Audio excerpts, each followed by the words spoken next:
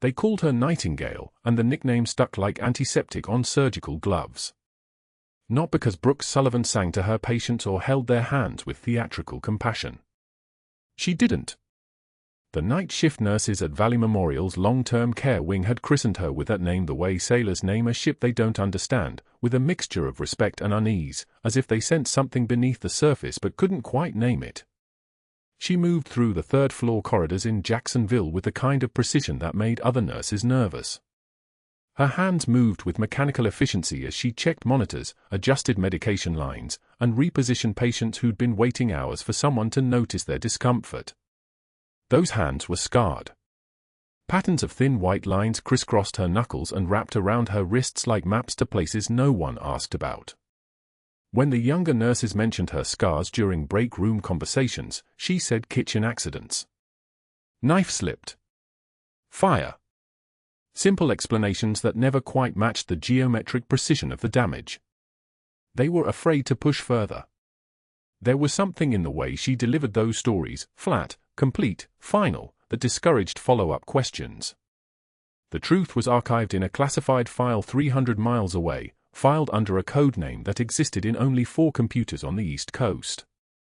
Those scars came from something that happened in Korengal Valley, Afghanistan, in a compound where Marines were bleeding out faster than anyone could process, where she'd been dragging a 220-pound sergeant through razor wire under mortar fire, her hand shredded, her mind operating on pure muscle memory and the kind of calm that only comes when you've already accepted you might not leave alive. But that was 18 months ago. That version of Brooke Sullivan was supposed to be dead. Missing. Decorated. The casualty notification had already been drafted and filed away, held in suspension like a sword waiting to fall. Now she was just a nurse. Just someone who worked nights and asked too many questions about patients other people had stopped thinking about. Just someone whose eyes tracked exits without thinking about it, whose posture never quite relaxed, whose peripheral vision seemed to extend further than it should. Brooke clocked in at 18:47 hours on a Tuesday night, her badge, white with a red stripe denoting night shift, clipping against the laminate with a small metallic tick.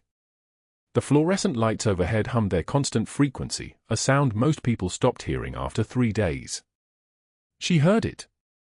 She always heard it. The lobby was empty except for a security guard doing crossword puzzles at the front desk and a tired-looking orderly restocking paper towels. The smell of the hospital wrapped around her like fog, that specific combination of bleach, hand sanitizer, and the faint metallic undertone of blood that never quite washed away, no matter how aggressively they cleaned. She'd learned to breathe it in without flinching. Learned to make her face neutral in the elevator that carried her to 3. Learned to be Nightingale. Her first patient was Dorothy Marsh in room 301, an 84-year-old with congestive heart failure and the kind of loneliness that seemed to pull her further into the mattress each week. Brooke checked her vital signs without unnecessary conversation, her fingers finding the pulse point at Dorothy's wrist with the instinctive precision of someone who'd counted hundreds of pulses under conditions far worse than fluorescent hallway lighting.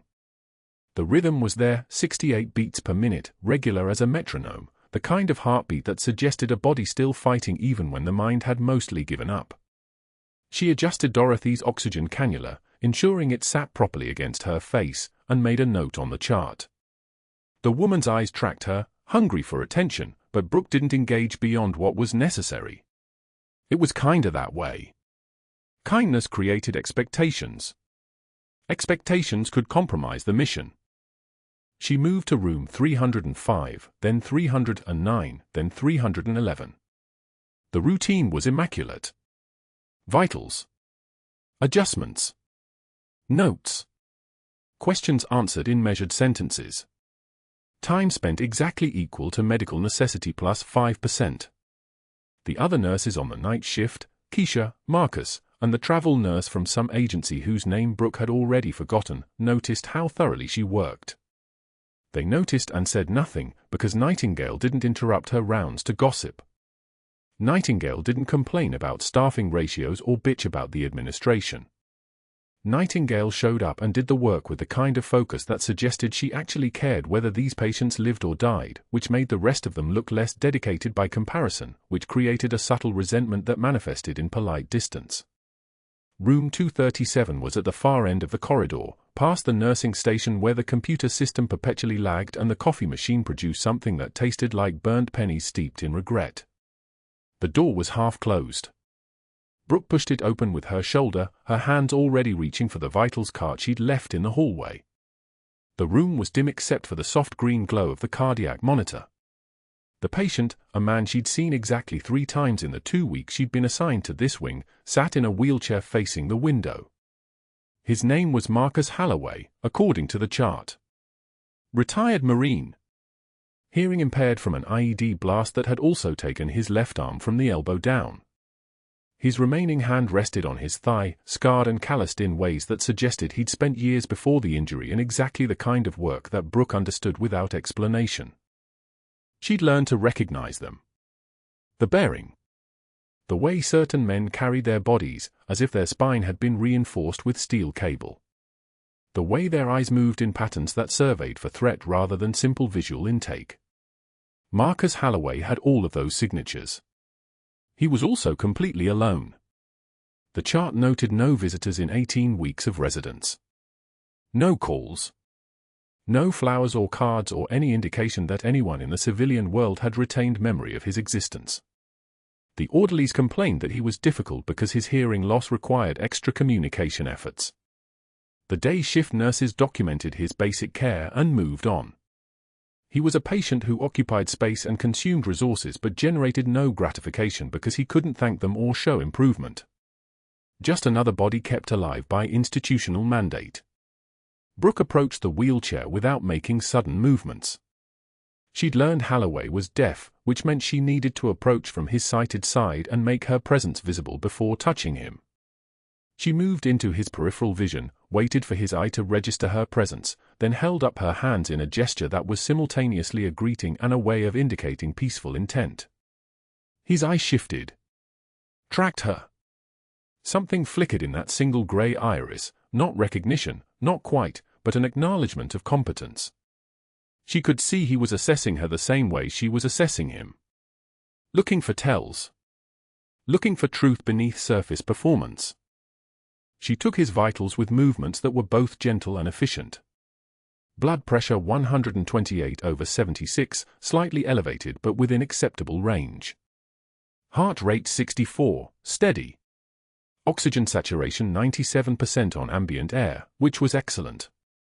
She adjusted his positioning in the wheelchair, ensuring his weight was distributed to prevent pressure ulcers, and made a note that the communication board on his table hadn't been touched. The orderly still hadn't spelled out dinner options for him, which meant he'd gone the entire day unable to request anything or tell anyone if something hurt.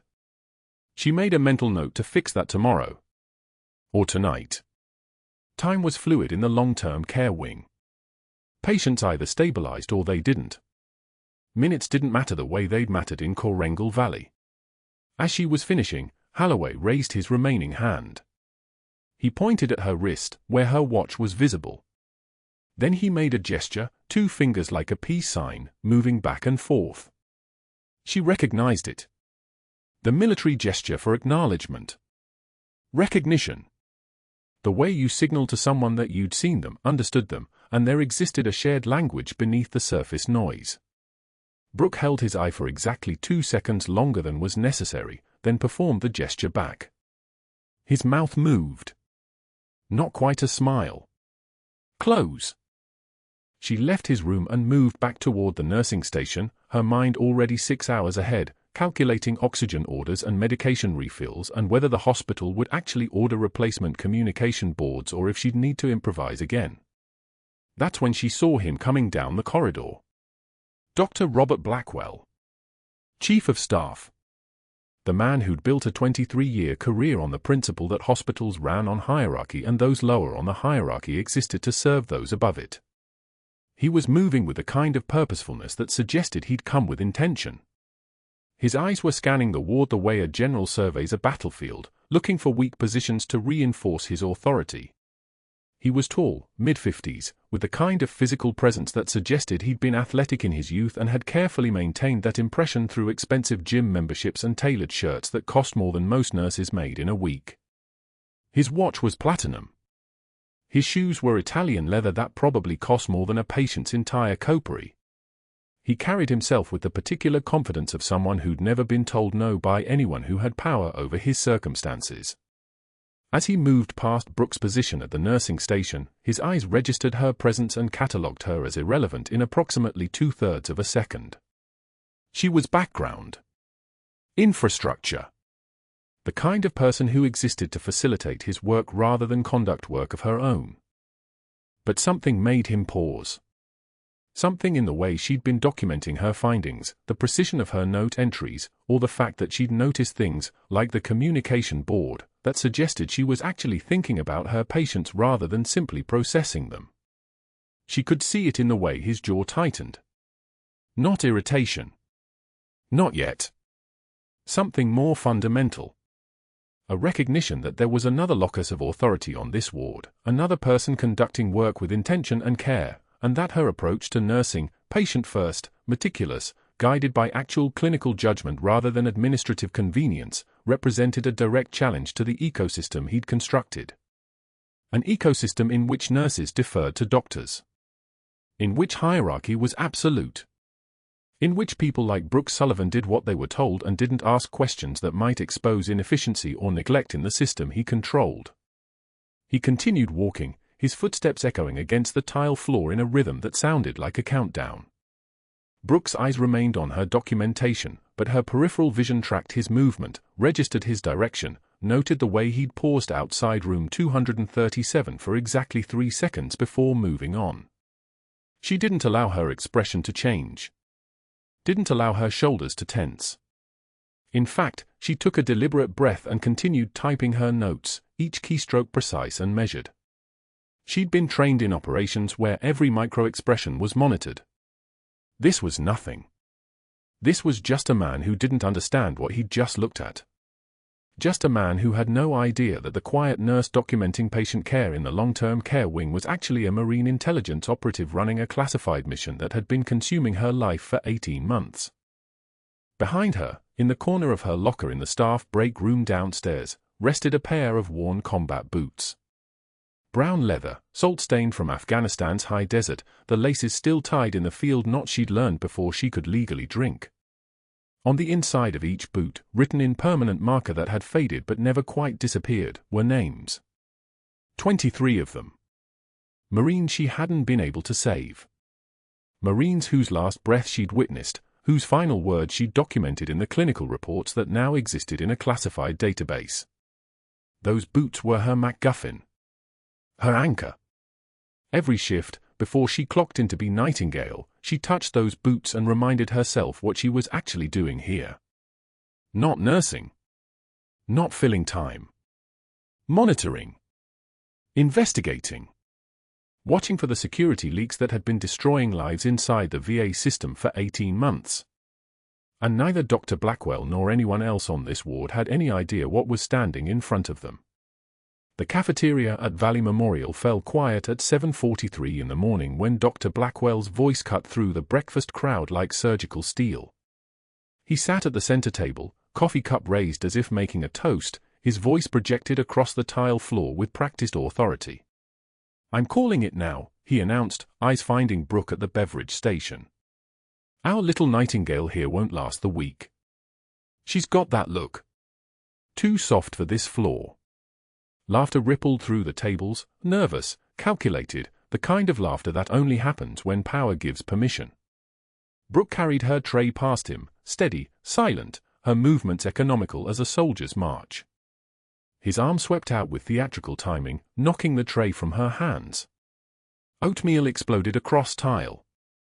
Coffee splattered her shoes. The room held its breath. "Oops," he said, smiling. "Better stick to bedpans, sweetheart." Brooke took one measured breath. Felt a single tear escape, just one, which she wiped away without breaking eye contact. The moisture was rage, not sadness, but Blackwell couldn't read the difference. She knelt to clean it herself while he walked away, already performing for the audience, already counting the victory. Her hands moved with parade ground precision, gathering each soggy napkin, each scattered piece of toast. The fluorescent lights hummed overhead, a sound like electrical insects. Nobody offered to help. Nobody dared. "Accidents happen, doctor," she said to his back, her voice carrying no tremor, no catch. A perfect, flawless lie. 3 days later, during shift change at 4:45 in the afternoon, with a dozen staff clustered around the nurse's station, Dr. Blackwell hurled a patient chart at her feet. Pages scattered like feathers. His face was flushed, stage 2 of the performance, the moment when mockery becomes something sharper. "Pick that up, sweetheart. Since you're so good at grunt work." Someone's badge clattered against the desk. Nobody moved. The ventilator down the hallway wheezed its mechanical rhythm, oblivious. Brooke crouched slowly. Gathered each page. Her movements were deliberate, controlled, not the movements of humiliation but of someone cataloging details. She stood, papers organized by number, and met his eyes. The station went dead silent. Even the machine seemed to pause. "I've been under fire from better men than you, doctor." The words hung there, suspended in hospital air that suddenly smelled like antiseptic and something older, cordite, sand, memory. Her literal truth was invisible to everyone. To them, it was a metaphor. To her, it was a combat report. Blackwell's jaw tightened. He expected anger, tears, resignation. Instead, he received absolute calm, the kind that only comes from someone who had already survived worse. Much worse. She turned back to her cart, placed the chart in its slot, and continued her rounds as if he'd never spoken. That afternoon, he cornered her in the supply room. The fluorescent light flickered overhead, casting shadows that moved like living things. Blackwell's voice dropped, became more intimate, more dangerous. "You think you're special because you hold hands and whisper to vegetables in room 237? That deaf Marine doesn't even know you exist. Nobody's coming to save him. Nobody's coming to save you." His presence made the air pressure change. The smell of his cologne, expensive, chemical, filled the small space. He waited for her to break, to argue, to give him something to work with. She said nothing. Her hands, scarred at the knuckles, steady as a surgical laser, continued inventorying supplies. Morphine. Demerol. Atropine. Each labeled, each counted, each placed in its exact location. He stormed out, already planning his next move, his frustration evident in the violence of the door's swing. What he didn't know was that her silence wasn't meekness. It was calculation. Major Brooke Sullivan had been underestimated before, in the Korengal Valley, in forward operating bases where assumptions got soldiers killed. She had learned to let enemies think they were winning. It cost nothing. The real cost came later. Dr. Blackwell activated his network with the efficiency of someone who'd played this game for decades, who understood the machinery of institutional power the way a technician understands circuits. He scheduled lunch with 3 board members who owed him their appointments he'd personally facilitated years earlier when he still had currency to spend. He planted seeds between courses, mentioned Brooke's maverick tendencies, her disregard for protocol, her tendency to prioritize patients in ways that didn't align with hospital efficiency standards. The board members nodded. They owed him. Loyalty was currency here. He personally called her listed references, a nursing school in Columbus, Ohio, a previous hospital in Memphis, Tennessee. He asked pointed questions with the precision of an interrogator. Were her certifications current? Did she have any disciplinary incidents? He asked about employment dates, training timelines, probing for inconsistencies the way a detective searches for lies. When the reference coordinator in Tennessee hesitated for half a second too long on a specific date, just a breath, barely noticeable, he smiled. He smiled the way a predator smiles when it catches the scent of blood. He filed formal complaints through HR with meticulous documentation. On March 14th, she had administered pain medication 7 minutes past the optimal window, a violation of protocol, even though the patient had requested it. On March 18th, she'd failed to complete a redundant form, a bureaucratic, minor, but documented. On March 21st, she'd spent unauthorized time with non-critical patients, the deaf Marine in room 237, specifically, though he didn't use the name. He didn't need to. Each violation was minor individually. Together, they formed a pattern. Collectively, they constituted grounds. He brought in an outside consultant to review patient care standards on the floor, a woman named Dr. Patricia Hayes who owed Blackwell a favor from a malpractice case 3 years prior. Routine audit, he told her, while privately requesting specific focus on Brooke's cases over the preceding 6 months. Hayes was thorough, competent, compromised. In his office, Blackwell compiled a file, methodical and damning, organized like a prosecution's evidence presentation. Each page spoke a language of institutional failure. The deaf Marine in room 237 had a scheduled transfer to the VA facility in Tampa, a routine administrative decision made weeks earlier. Blackwell personally expedited it. 3 days instead of 14. He removed Brooke's most time-consuming patient, the one she inexplicably prioritized despite the man's inability to communicate, despite the logistical inefficiency. Removing the Marine removed her distraction. Removing her distraction removed her focus. Clean. Clinical. Effective. During evening rounds on April 2nd, he reassigned her to the opposite wing, West Corridor instead of East.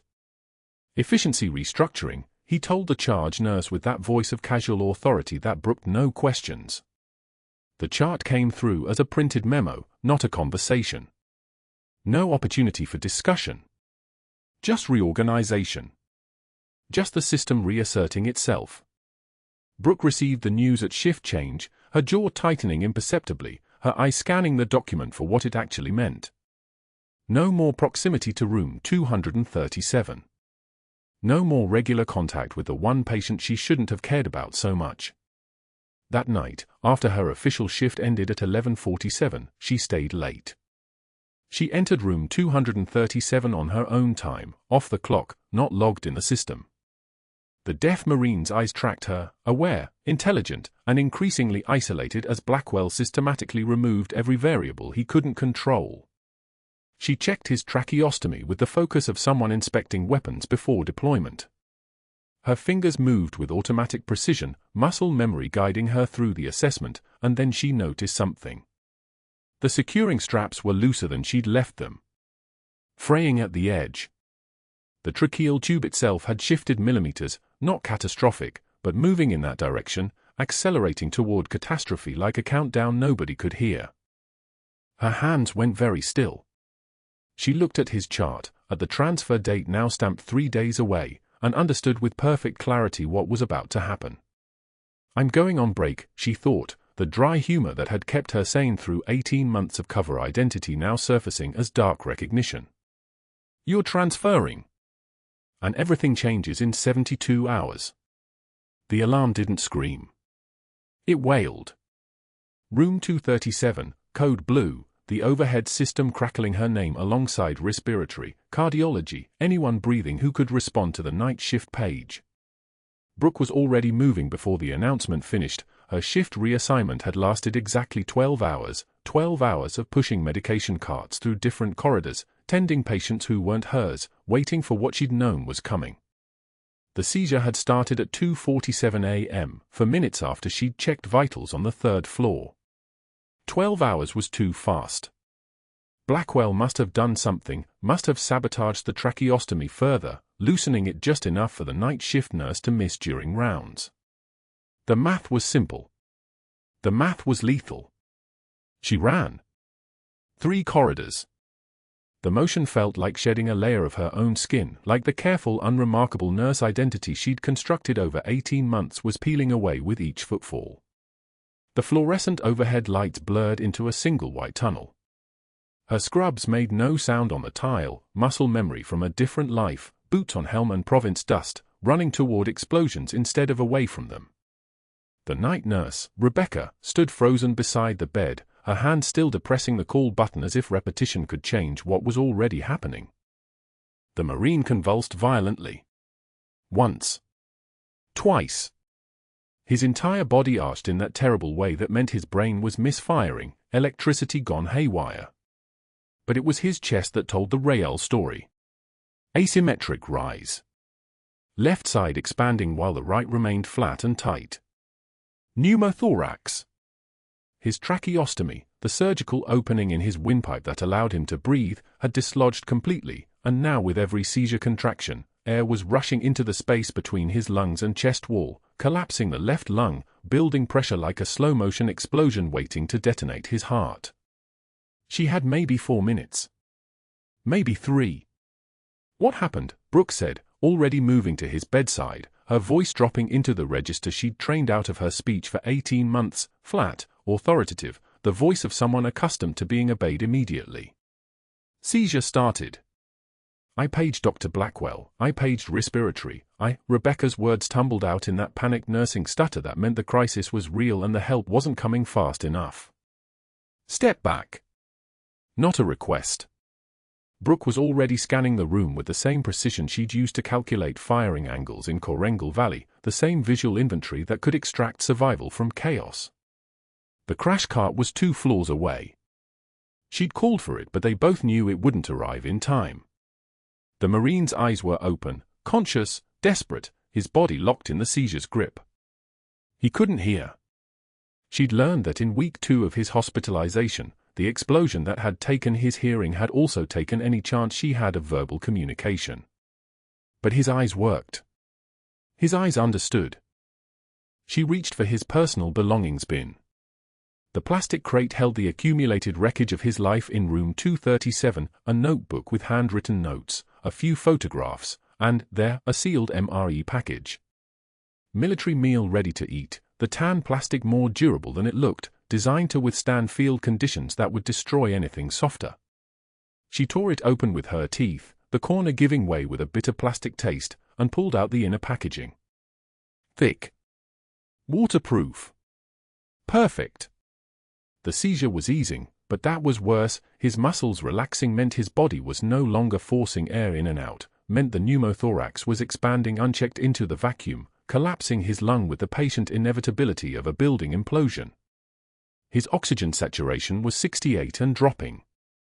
His lips were taking on the dark purple tinge of someone suffocating from inside.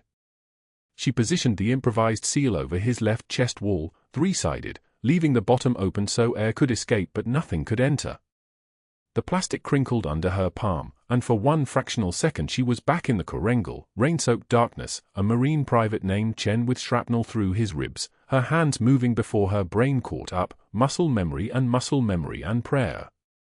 She sealed it with one-handed pressure while her other hand moved to grab what she needed from the crash cart that had finally arrived with 2 respiratory techs pushing it. A 14-gauge angiocath needle. Industrial strength and sharp.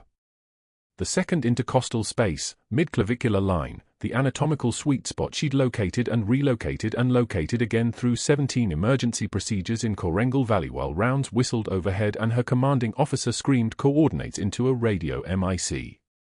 Her fingers found the space between his ribs with the precision of someone who'd done this in darkness, in rain, in blood. The needle went in. The hiss of air escaping was the most beautiful sound she'd heard in 18 months. The pressure release was immediate. The Marine she'd worked with used to say that needle decompression sounded like God opening a door, like the universe taking a breath. The Marine's chest cavity equalized, his oxygen saturation climbing from the 68s. 72. 78. 85. She watched the numbers climb on the monitor like a stock price, like a lifeline, like vindication written in digital numbers. 89. 92. The hiss of air continued for another long moment, and then the catheter held. The Marine's eyes found hers again. She let 1 second of her actual self show in her expression, let him see someone who understood what it meant to be drowning in your own body, what it meant to have that moment of pure suffocation, what it meant to be saved one more time. "Stay with me," she whispered, knowing he couldn't hear but hoping somehow the vibration of her voice, the movement of her lips, the steadiness of her hands would translate into the language of survival that transcended sound. Rebecca was staring at her. The respiratory techs who'd pushed the crash cart were staring at her. The realization crossed their faces in slow motion. This wasn't standard nursing protocol, this was someone performing emergency procedures without direct physician supervision. This was a violation of hospital hierarchy so complete that it would register in her file before sunrise. Brooke didn't move. She kept her hand on the catheter, kept the improvised chest seal steady, kept herself between the Marine and the rest of Valley Memorial's institutional machinery. The Marine's oxygen saturation had stabilized at 94, his heart rate dropping from the seizure spike of 142 back toward something approaching normal. The pneumothorax wasn't expanding anymore. His lung was re-inflating. He was going to live. That was the moment Dr. Blackwell walked through the door. He arrived in full hospital regalia, white coat unbuttoned, stethoscope slung around his neck like a medal of authority, his face registering the scene in sequence, the Marine stable, the cardiac monitor showing normal sinus rhythm, Brooke standing beside the bed with her hand on a needle decompression catheter that she absolutely should not have inserted, and, most damaging, the improvised chest seal made from MRE packaging, the visible evidence of protocol violation hanging in the oxygen-rich air of room 237 like a confession. His calculation was instantaneous. She could see it happening in his eyes, the precise moment when he understood that she'd broken protocol to save a life, and that the violation was documented by monitors and witnesses and medical records that would make the evidence irrefutable. His mouth curved into something that wasn't quite a smile, the expression of a man who'd been given exactly the leverage he needed to finish what he'd started. "My office," he said quietly, the words delivered with the casual certainty of absolute power. "Now." Brooke maintained pressure on the catheter for another 5 seconds, 5 seconds of making sure the re-expansion continued, 5 seconds of making sure this Marine would survive the next hour and the next day and the next year. The night nurse moved in to take her place, to take over patient monitoring, to become the official presence that would chart this moment in medical records. Brooke released the catheter and stood. She'd just saved a life. She'd just lost everything. And she still had no idea that in 72 hours, the Pentagon would call. 6 o'clock in the morning. The hospital was still dark outside Dr. Blackwell's office windows when Brooke walked in, and the fluorescent panels overhead cast everything in that particular shade of institutional white that made skin look like ash.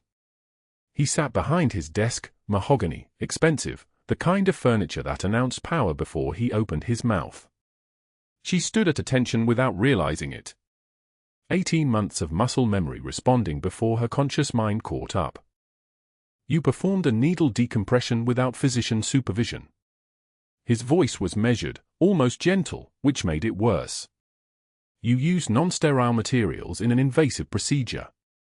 You violated every protocol we maintain. Every single one." Brooke didn't move. The morning light hadn't arrived yet. It was still that in-between time where night hasn't quite released the city. He would have died in the time it took to. Irrelevant. Blackwell leaned back in his chair, and she heard the leather creak like an animal shifting. His eyes had that particular shine to them, the look of a man who'd been waiting for this moment for weeks. "Completely irrelevant, Major Sullivan. And yes, I know your rank. I know quite a lot about you, actually." The room contracted. The air pressure changed. "I've already convened an emergency board review. Given the complaints I've documented over the past 6 months, performance issues, protocol violations, questionable judgment calls, this incident represents gross negligence. Gross negligence with a patient life at stake." He opened a folder on his desk. Pages. Printed emails.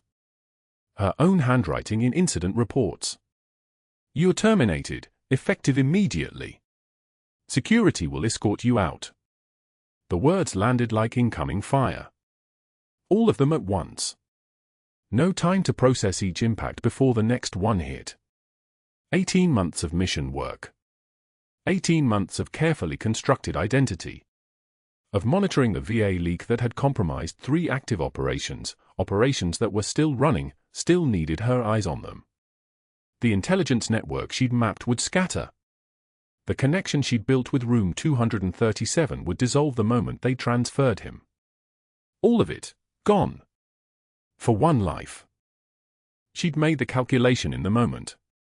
One man's life against an entire mission architecture. The needle had gone in and she'd chosen. Muscle memory had chosen. The part of her that was still a combat medic, still the woman who'd watched 43 Marines die and couldn't save them all, had moved without permission from the classified operative pretending to fold charts in Jacksonville. She'd failed.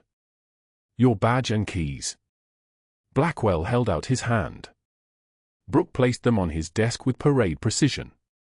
The badge made a small metallic sound against the mahogany. The keys followed, arranged in a line like ammunition.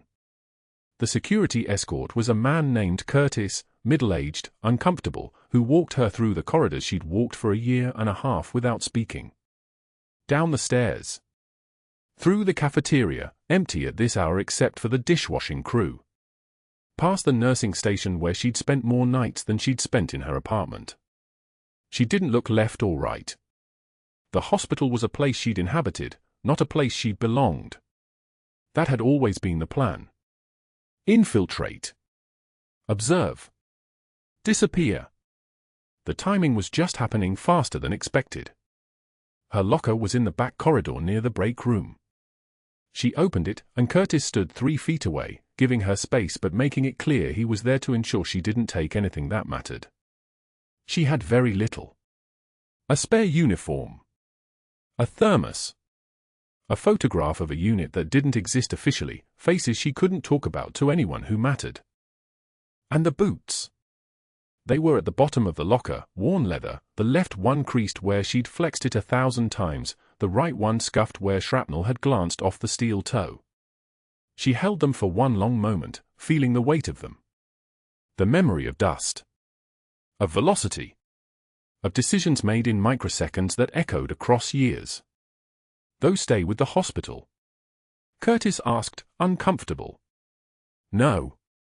Her voice came out different. Lower. The mask was slipping. She could feel it peeling away at the edges. Those come with me. Hospital policy. Check with Dr. Blackwell. She didn't blink. Didn't raise her voice. Just stated fact the way you'd state that blood was red or gravity worked downward. Those are mine. Curtis left her holding them.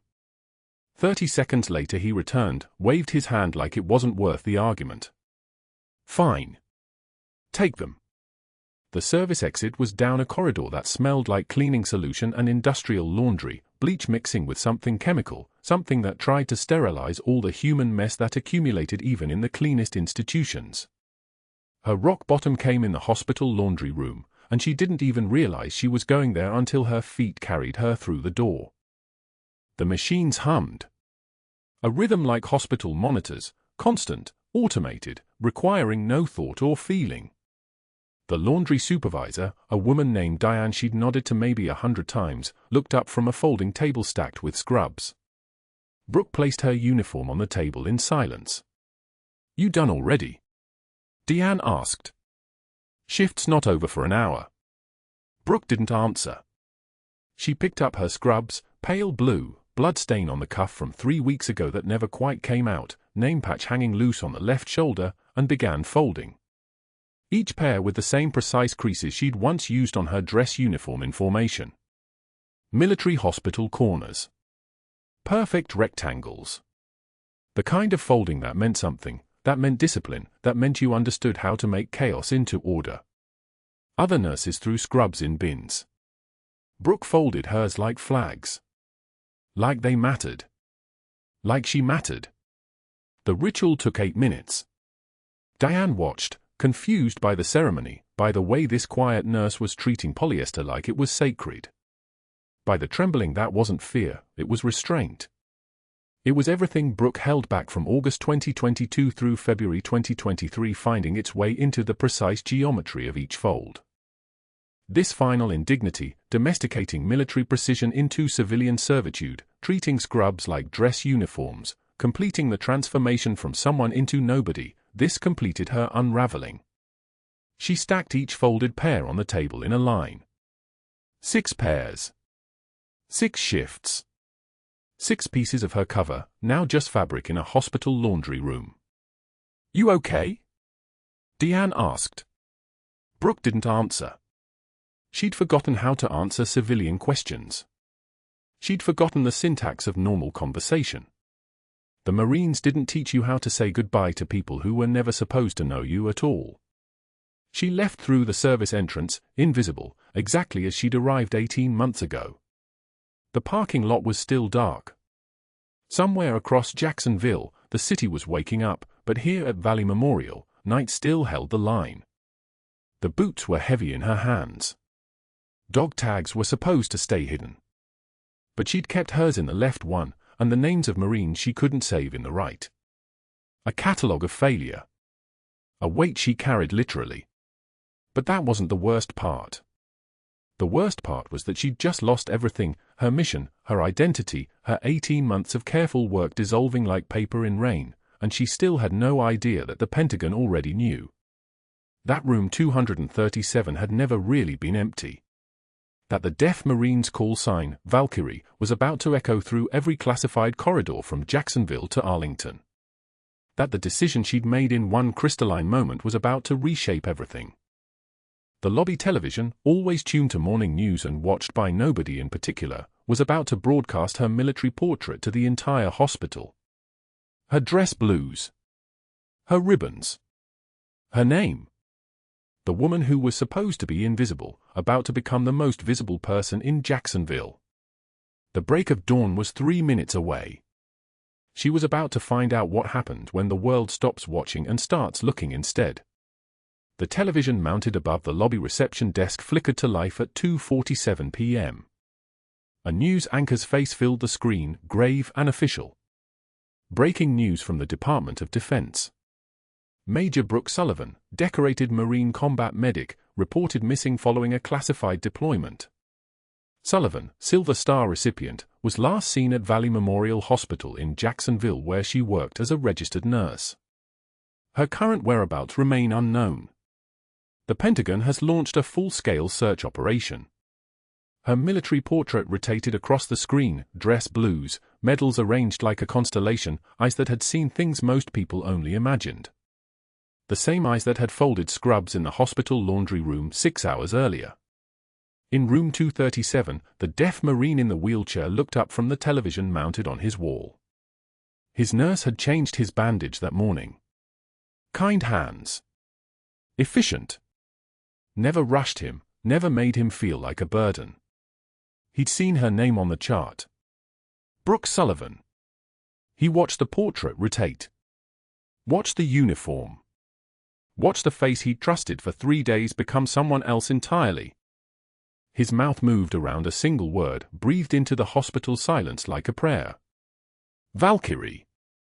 The name hung there between past and present. Korengal Valley, 2011. A dust-choked ambush in the Jolin district.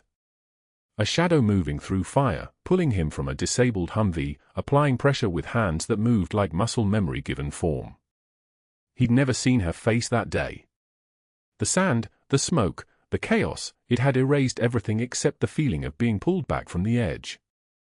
13 years. And she'd walked his floor for 3 days without him knowing. The lobby doors opened at 3:04 p.m. A 2-star general entered first, uniform pressed to razor edges, ribbons that told stories of 3 decades in command. Behind him, 2 men in civilian suits.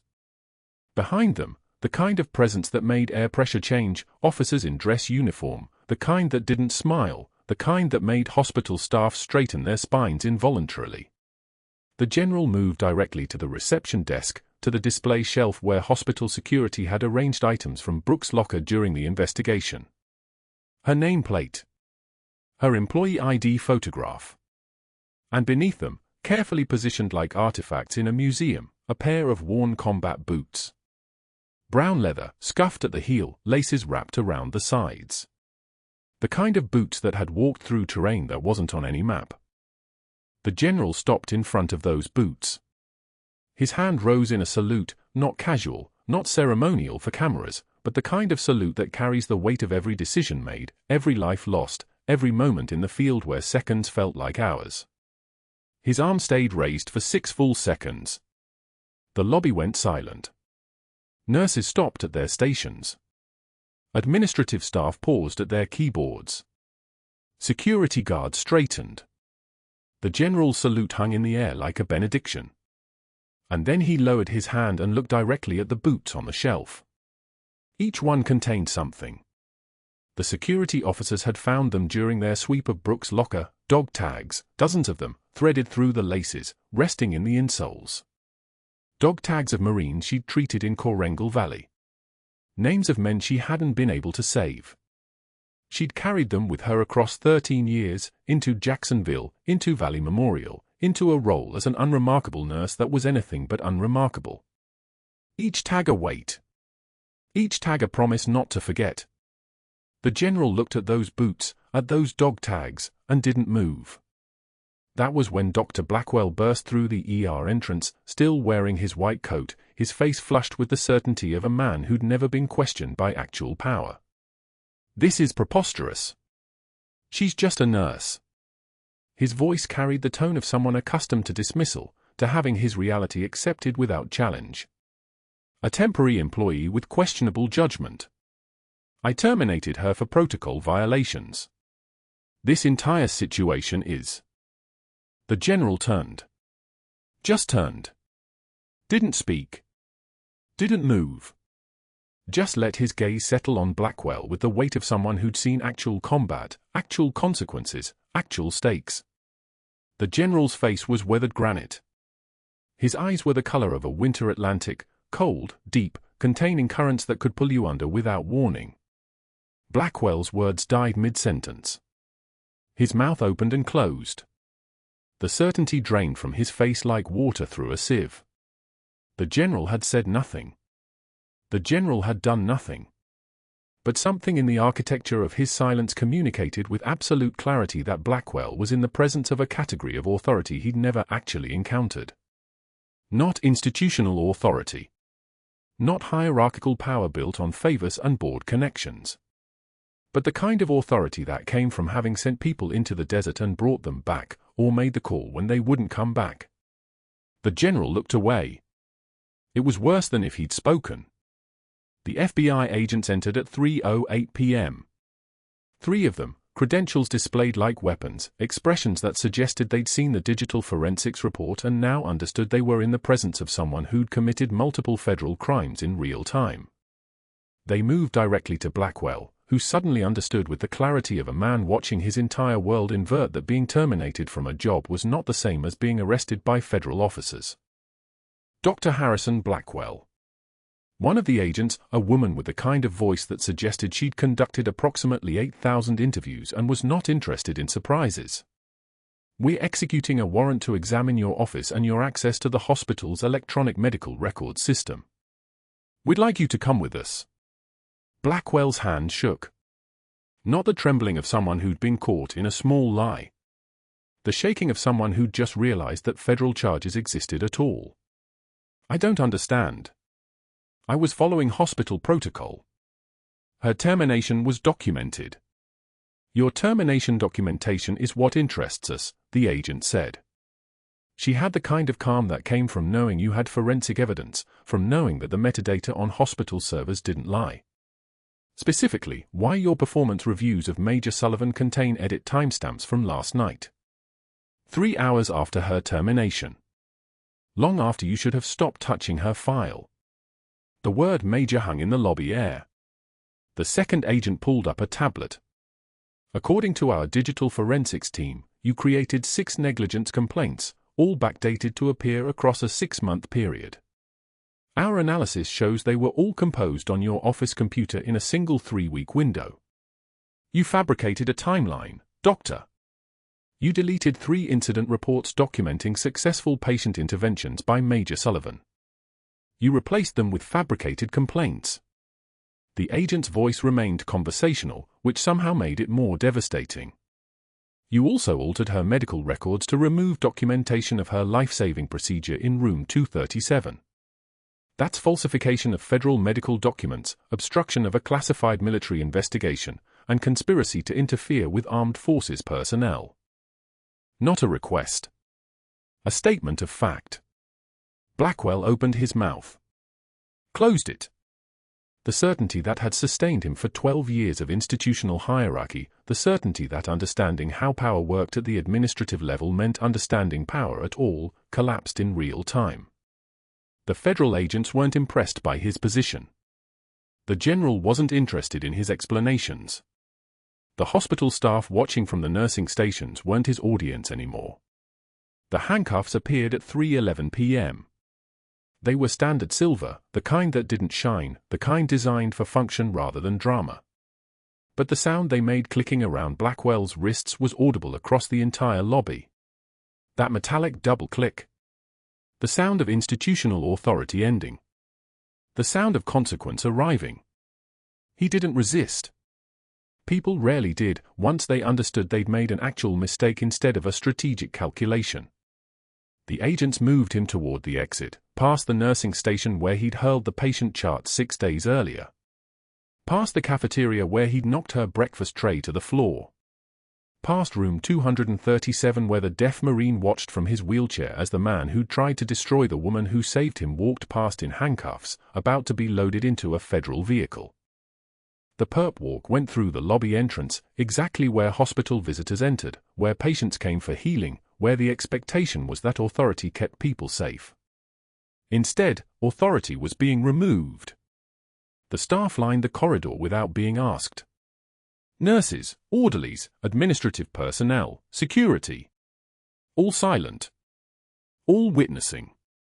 Blackwell's face had gone pale, the color of someone who'd suddenly understood that the hierarchy he'd spent 12 years building was held together by nothing more solid than people's willingness to accept his version of reality. Once that acceptance ended, once actual consequences arrived, the entire structure collapsed like a house built on sand during a storm. His position was terminated at 3:23 p.m. The hospital's legal team sent an email to the board. The outside consultant withdrew his audit. The board members who'd owed Blackwell favor sent carefully worded letters of resignation. The institutional power he'd accumulated through years of strategic alliances and careful relationship management dissolved into nothing, because that kind of power exists only when people choose to participate in it. The moment the federal government arrived, the moment actual stakes became visible, everyone who'd been invested in the Blackwell network suddenly became very interested in plausible deniability. The Marine escort who'd been standing at the lobby entrance moved forward at 3:27 p.m. He was young, 24 years old, captain's insignia gleaming on his dress uniform. He held a folded document, official seal visible even from a distance. He opened it with the kind of care usually reserved for sacred things. Major Brooke Sullivan. His voice carried across the now silent lobby. Silver Star recipient, credited with saving 43 lives under direct enemy fire in the Korengal Valley, 2009 through 2013. Commended for medical interventions that exceeded standard protocol, for decisions made under fire that saved personnel who would have been lost. Honored for service to the United States Marine Corps and to the individual Marines under her care. The Marine escort held the citation aloft. For a moment, there was no sound except the ventilation system humming, the ambient hum of machines that kept people alive, the infrastructure of healing that existed whether or not any individual administrator approved of it. 6 months later, Brooke returned to Valley Memorial. She arrived at 8 a.m. on a Tuesday, dress uniform pressed to geometric precision. Marine blues, ribbons arranged in order of precedence, the Silver Star positioned at her left chest where medals were worn by people who'd done the thing. The thing. The actual, verified, documented thing that required federal citation and Pentagon acknowledgement. She walked through the main entrance, the same doors where she'd entered as an unremarkable nurse, where she'd folded scrubs, where she'd absorbed insults with the kind of composure that came from having literally survived worse. The deaf Marine was waiting in the main entrance. He was no longer a patient. He was Sergeant Major Marcus Webb, promoted at Walter Reed Medical Center, recovered from his injuries, communicating through an ASL interpreter who stood beside him. He wore his own dress uniform, the kind earned through service rather than inherited through position. He saw Brooke and came to attention. Not the casual standing at attention that people without military training used. The kind of attention that meant spine straight, hands at sides, face forward, the kind of posture that said, "I respect you and I'm not looking away from it." Brooke returned the salute. The lobby erupted. Not in noise, but in a kind of collective recognition. Staff members who'd watched her survive insults now watched her walk in decorated. The new chief of staff, a woman named Dr. Lisa Chen, who understood that the relationship between a medical facility and its staff began with not trying to destroy them, presented Brooke with a framed photograph. The image was captured from the hallway security camera that night. Brooke in scrubs, leaning over a patient, the improvised chest seal from an MRE package visible, her hands moving through the procedure, her face locked in the specific focus of someone doing medicine without a net. Without backup. Without permission. Without stopping to ask an administrator if she was allowed to save this life. For saving a life when policy said wait, Dr. Chen said. Sergeant Major Webb stepped forward through his interpreter. His hands moved in the precise grammar of ASL, and the interpreter's voice carried his message across the lobby. Valkyrie pulled me from a vehicle in Korengal Valley in 2011. The ambush in Jolin district. I never saw her face that day. Smoke and sand and fire. Just hands that moved like they knew exactly what needed doing. I never saw her again. I never got to say thank you. He paused. His eyes were bright. 13 years later, she saves my life again. Different fire. Different kind of ambush. Same hands. Same refusal to accept that someone should die just because the bureaucracy said they should. The applause came then. The kind of applause that acknowledged something real, something honest, something that had cost actual something to accomplish. Brooke accepted it with the same measured composure she'd used to absorb insults, one steady breath, jaw relaxed, eyes that didn't betray what they held. Outside Jacksonville, across town in a strip mall between a nail salon and a tax preparation service, a former doctor processed insurance claims at a desk that would have fit in a standard hospital broom closet. His medical license was under review. His institutional authority had been replaced by the opportunity to argue with Medicare codes about why a patient's diabetic foot care qualified for coverage. Dr. Harrison Blackwell had been sentenced to 18 months in a federal facility for falsification of records, and would spend the remainder of his career in positions that required him to explain to computers why their decisions were incorrect. The final security camera footage from Valley Memorial showed Brooke Sullivan walking toward the main entrance at 4:15 p.m., dress uniform, ribbons gleaming, the silver star visible even from distance. Sergeant Major Webb stood at attention in the doorway, and as she passed him, he executed a salute that lasted 3 seconds. Her hand rose to answer it. Behind them, the lobby was filled with staff members, not looking away, not accepting hierarchy, not choosing silence. She walked out into Jacksonville sunlight. The boots she wore were not the decorated combat boots from her locker. These were fresh, unscuffed, the kind a major would wear in dress uniform to a Pentagon meeting.